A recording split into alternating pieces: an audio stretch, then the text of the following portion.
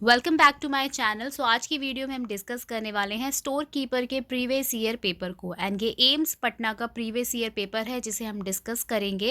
And आप लोगों ने ग्रुप में काफ़ी सारे क्वेश्चन पेपर भेजे थे, सो आई एम वेरी थैंकफुल। आप लोगों की वजह से जो है और बच्चों की भी हेल्प हो जाएगी। अगर आप लोगों के पास ऐसे क्वेश्चन पेपर हों तो आप लोग ग्रुप में ज़रूर भेजें ताकि हम और लोगों की भी हेल्प कर सकें। तो इस पेपर को हम डिस्कस करेंगे। तो यहाँ मैंने आइडेंटिटी जो है उसे हाइड कर दिया है। ये प्रीवियस ईयर पेपर है स्टोर कीपर का, तो इसमें हम सारे क्वेश्चन कवर करेंगे। अगर आप लोग मेरे चैनल पर पहली बार आए हो तो चैनल को सब्सक्राइब कर लेना एंड बेल आइकन पे क्लिक करना मत भूलना। अगर बेल आइकन पे आप लोग नहीं क्लिक करोगे तो आपको वीडियो की नोटिफिकेशन नहीं मिलेगी। तो अपनी वीडियो को स्टार्ट करते हैं।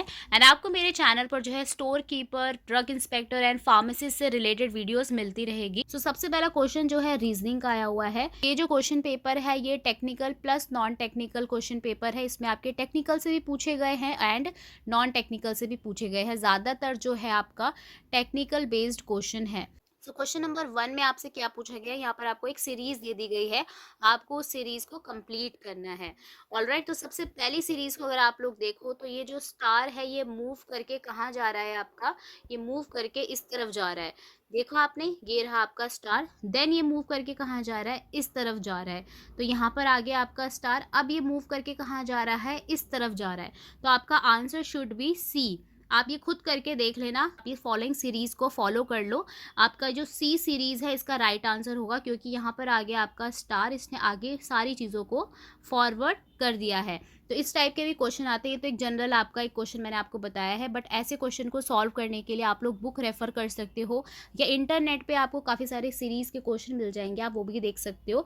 तो बुक्स के लिंक मैंने डिस्क्रिप्शन बॉक्स में डाल दिए हैं, वो आप सारे देख लेना। अब क्वेश्चन नंबर 2 देख लेते हैं। क्वेश्चन नंबर 2 में आपको बताना है जो नेस्ट है वो रिलेट करता है ट्विंग से।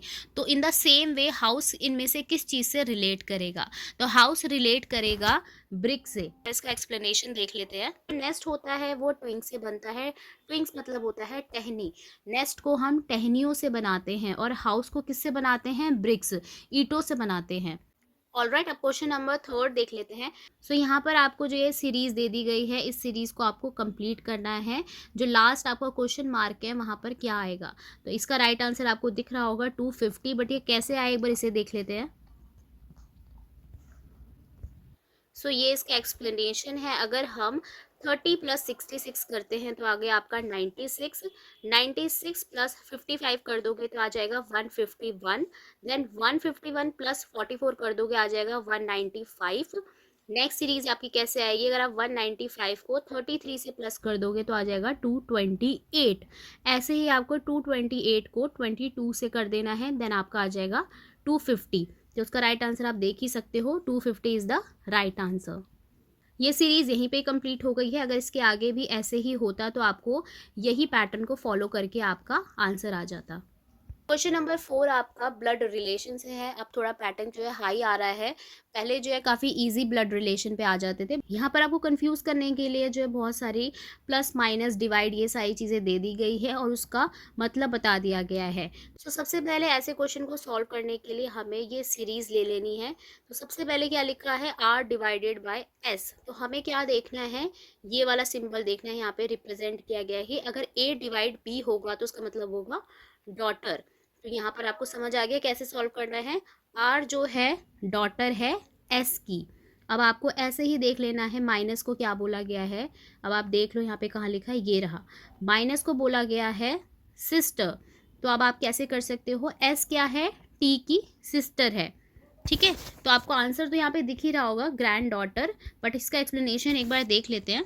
सो ये आप देख सकते हो, मैंने अभी आपको समझाया था। जहाँ पर भी ये प्लस माइनस है उसको सबसे पहले आपको सॉल्व करना है।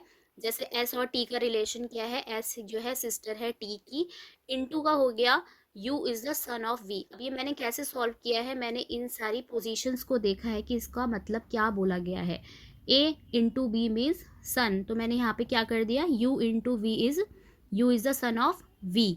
ठीक है, तो ऐसे करके आप ऐसे क्वेश्चंस को सॉल्व कर सकते हो। मैं जस्ट आपको ओवरव्यू दे रही हूँ इन क्वेश्चंस का। आप लोग अगर डीप स्टडी करनी है तो आप लोग कमेंट बॉक्स से बता देना, मैं इसके ऊपर प्रॉपर वीडियो बनाऊंगी। ये वीडियो मैं जल्दी कंप्लीट करने के लिए मैं आपको जस्ट क्वेश्चन समझा रही हूँ कि ऐसे क्वेश्चन आपके आते हैं। तो अगर आप इसको सॉल्व कर लोगे तो आपका आंसर आ जाएगा। तो आप लोग फटाफट से ऐसे क्वेश्चन की प्रैक्टिस स्टार्ट कर दो। सो नेक्स्ट सेक्शन है आपका जनरल अवेयरनेस। ऐसे ही बहुत सारे सेक्शंस होते हैं, जैसे मैथ्स भी आ सकता है, कंप्यूटर भी आ सकता है, इंग्लिश भी आ सकती है। तो आप थोड़े-थोड़े क्वेश्चन जो है प्रैक्टिस करते रहो। जैसे किसी-किसी पेपर में 10 क्वेश्चन आ जाते हैं, किसी में 5, पर ज़्यादा से ज़्यादा जो है आपका सब्जेक्ट रिलेटेड क्वेश्चन आएँगे। नंबर फर्स्ट में आपसे पूछा गया है, इनमें से कौन-सा माइक्रो फाइनेंस इंस्टीट्यूट है जो कि माइक्रो लोन्स प्रोवाइड करता है पुअर वुमेन्स को, ताकि वो जो है इनकम जनरेट कर सके। तो यहाँ पे आप सारे ऑप्शन देख सकते हो। तो आपका राइट आंसर है बीएसएस, जो माइक्रो फाइनेंस इंस्टीट्यूट होता है वो माइक्रो लोन्स प्रोवाइड करता है पुअर वुमेन्स को।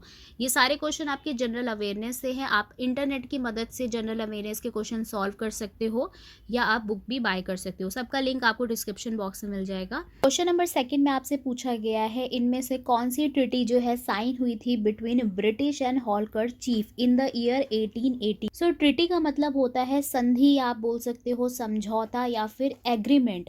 सो इसका राइट आंसर है ए। क्वेश्चन नंबर थर्ड में आपसे पूछा गया है, जो पेशवा थे उन्हें सरेंडर कर दिया गया था कौन से ईयर में, और उनको डिथ्रोन कर दिया गया था और पेंशन ऑफ कर दिया गया था एक स्मॉल स्टेट में, जिसे हम बिथूर बोलते हैं, जो कि कानपुर में पड़ता है। ये सारी चीज़ें कौन से ईयर में हुई थी? सो इसका राइट आंसर है D 1818। So question number fourth में आपसे पूछा गया है, जनवरी 2022 में उड़ीसा में जो एक सुपरसोनिक क्रूज मिसाइल थी, उसका एक लेटेस्ट वर्जन, एक न्यू वर्जन जो है लॉन्च किया गया था, तो वो कौन सा था? तो दैट इज ब्राह्मोस। इसका राइट आंसर है सी, ब्राह्मोस। क्वेश्चन नंबर 5 में आपसे पूछा गया है, जो पिनार एंड गारो है, ये एक तरह की लैंग्वेज है, तो ये इनमें से कौन सी स्टेट में बोली जाती है? तो इसका राइट आंसर है बी, मेघालय में ये लैंग्वेजेस बोली जाती हैं। सो अब देख लेते हैं सब्जेक्ट रिलेटेड क्वेश्चन। तो ये क्वेश्चन सारे जो है आपके मटेरियल मैनेजमेंट से आए हुए हैं। इसमें कुछ क्वेश्चन प्रोक्योरमेंट एंड जेम से रिलेटेड भी हैं एंड टेंडर से रिलेटेड भी हैं। तो ये सारे क्वेश्चन हम देख लेते हैं। इसमें मैंने टोटल आपको 10 क्वेश्चंस कवर करे हैं। सो क्वेश्चन नंबर फर्स्ट में आपसे पूछा गया है, इंटरनेट और जो variety of different types of software system होते हैं उसको यूज़ किया जाता है ताकि आप इंक्रीज कर सको सप्लाई चेन को। तो इसका राइट आंसर हो गया डी, विजिबिलिटी ऑफ इंफॉर्मेशन जो होती है सप्लाई चेन की, वो हम अच्छे से देख सकते हैं।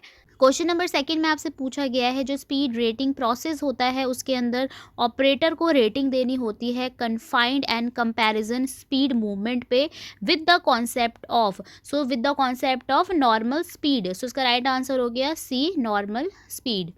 क्वेश्चन नंबर थर्ड में आपसे पूछा गया है, under sales of good act 1930, इस एक्ट में बोला गया है अगर बायर जो है रॉन्गफुली निग्लेक्ट और रिफ्यूज कर दे एक्सेप्ट करने से और पे करने से जो भी वो सामान ले रहा है, जिसे हम गुड्स बोलते हैं, सेलर के पास राइट होता है कि वो उस बायर पे जो है कंप्लेंट डाल सके for the damage for non acceptance. तो इसका राइट आंसर हो गया D, damages for non acceptance. Question number 5 में आपसे पूछा गया है, जो प्रोमिसरी नोट और बिल ऑफ एक्सचेंज होता है इसके अंदर जो है टाइम ऑफ पेमेंट स्पेसिफाइड नहीं होता, तो उसे हम क्या बोलते हैं? That is instrument payable on demand. जो इंस्ट्रूमेंट पेएबल ऑन डिमांड होता है उसके अंदर प्रोमिसरी नोट और बिल ऑफ एक्सचेंज के अंदर कोई भी पेमेंट टाइम स्पेसिफाइड नहीं होता है। तो उसका राइट आंसर हो गया सी। क्वेश्चन नंबर 6 में आपसे पूछा गया, जो मूवमेंट ऑफ मटेरियल होता है उसके अंदर हम रिसीव करते हैं डॉक्स को directly to the shipping dock, so उसे हम क्रॉस डॉकिंग बोलते हैं। तो उसका राइट आंसर हो गया बी, क्रॉस डॉकिंग। सो अगर आप लोगों को वीडियो अच्छा लग रहा हो तो वीडियो को ज़रूर लाइक कर देना, इससे मुझे बहुत ज़्यादा मोटिवेशन मिलती है। और भी क्वेश्चन आपके लिए आने वाले हैं, तो चैनल को सब्सक्राइब करके ज़रूर जाना, और वीडियो अच्छी लगे तो एक लाइक तो बनता है। सो क्वेश्चन नंबर 7 जो है बहुत ही बड़ा सा आपको दिख रहा होगा, बट छोटी सी चीज़ पूछी गई है। जो परचेज पर्सनल होता है जब वो सप्लायर के पास जाता है एज अ रिप्रेजेंटेटिव नेगोशिएट करने, जब वो ओरली या फिर रिटन ऑर्डर के थ्रू जब वो एज अ रिप्रेजेंटेटिव जाता है, उसको जो परचेज पर्सनल है वो कैसा होना चाहिए? वो गुड कम्युनिकेशन एबिलिटी के साथ होना चाहिए, ताकि वो अपनी बात जो है स्ट्रेट रख सके, क्लियर रख सके एंड कंसाइज रख सके। क्वेश्चन नंबर 8 में आपसे पूछा गया, जो रिकॉर्डिंग टेक्निक्स होती है माइक्रो मोशन स्टडी में, उसे हम क्या बोलते हैं?